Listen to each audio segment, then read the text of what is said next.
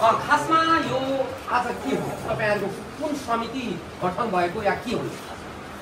अब यो 23 र 24 गते भ्रष्टाचार विरुद्ध मुखमा नै आउनु नि यार साइडमा लेखेर नि यार केमा जानुहुन्छ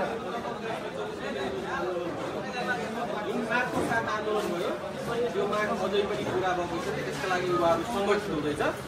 एकदम साधारण जवाब अनिल जी पनि हुनुहुन्छ आज तपाईहरुले यो टीका मात्रै लगाउने कि यो केही आधिकारिक समिति हो के हो यतिका क्यामेरा यहाँ चलिरहेको छ जनतालाई जानकारी गराउने अब अहिले चाहिँ यो मैले वार्ड प्रतिनिधि प्रत्येक वार्डबाट 2-2 जना प्रतिनिधि चुनिन्छ यसमा अहिले 4 नम्बर वार्ड र 14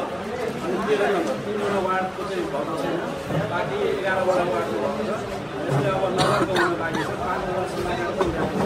र यसको काम र कर्तव्य भनेको के हो भने अस्ति आन्दोलनमा जुन 76 जना चाहिँ शहीद भएका छन् त्यसका शहीदहरू आम नेपालीको चाहिँ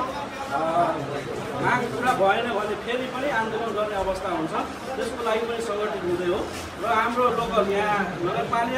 नगरपालिका स्तरमा चाहिँ जुन भ्रष्टाचार विकृतिहरू भइरहेछ त्यो विरुद्ध त्यसका विरुद्ध लड्न आवाज उठाउनको लागि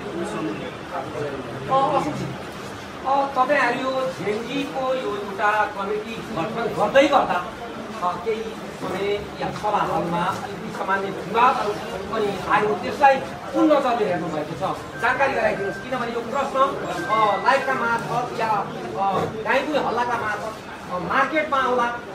के हो खासमा जानकारी गराइदिनुहोस् यहाँ विशेष केही हल्ला त म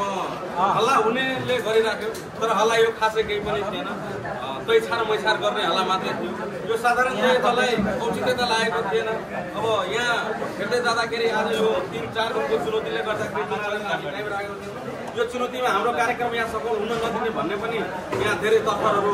हाम्रो यस नगरमा चलेको थियो त्यसलाई हामी जित्दै यहाँ त्यो पनि यहाँ हाम्रो सभा हलमा पनि त्यस्तै किसिमको व्यक्तिहरू भयो त्यसै कारणले गर्दाखेरि केही हल्ला पनि भयो तर त्यो हल्ला गर्नेहरू गयो जब हामी तर्फ भयौँ अब उनीहरूलाई लाग्यो अब हामी झोलेले यो कार्यक्रम बिगार्न सक्दैनौँ यसलाई बिचोल्न सक्दैनौँ त्यस पश्चात हाम्रो कार्यक्रम यो सफल भएको छ र यस कार्यक्रमको मूल धारणा भनेको भ्रष्टाचार निर्मूल हो हामी युवाहरू सबैजना एक ठाउँ हुनलाई युवा सञ्जाल बनाउनु हो हिजोसम्म तपाईँ कुनै पार्टीमा आबद्ध पनि हुनुहुन्थ्यो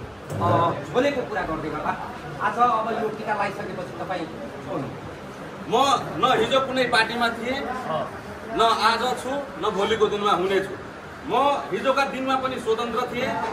आज पनि स्वतन्त्र छु र स्वतन्त्र रहने नै छु अब कसैले सहभागी पनि हुनुहुन्छ समग्रमा यसले के सन्देश दिएका व्यक्तित्वहरू हुनुहुन्छ राजनीतिमा सजिलो भएको छ अब के धनगढीमाई नगरपालिकाले एउटा निकास पाउला त सर्वप्रथम त यहाँ जति पनि युवाहरू भेला भएर एउटा चाहिँ समूहको रिप्रेजेन्ट गर्नुहुँदैछ जेनजी युवाहरू एउटा सोचको युवाहरू चाहिँ एक ठाउँ आएर एउटा युवा सञ्जाल बनेको छ यस युवा सञ्जालले चाहिँ यहाँ रहेका व्यतिथिहरू विरुद्ध त लड्ने नै छन् साथै यहाँ चाहिँ अवेरनेस गराउने काम र त्यो सँगसँगै यदि भोलिका दिनमा जुन अहिले जेनजीले प्रस्तुत आफ्नो नेतृत्व जुन चाहिँ चयन गर्ने प्रयास गरिरहेको छ त्यसका निम्ति यहाँबाट चाहिँ एउटा सहभागिता देखाउने र यसले चाहिँ एउटा जिल्लालाई चाहिँ राम्रो रिप्रेजेन्ट गरोस् भनेर चाहिँ धनगढीमाईका सम्पूर्ण युवाहरू चाहिँ यहाँ एकजुट भएको छ त्यसको लागि सबैलाई धेरै धेरै समसामयिक नै विषयवस्तुलाई केन्द्रित गरेर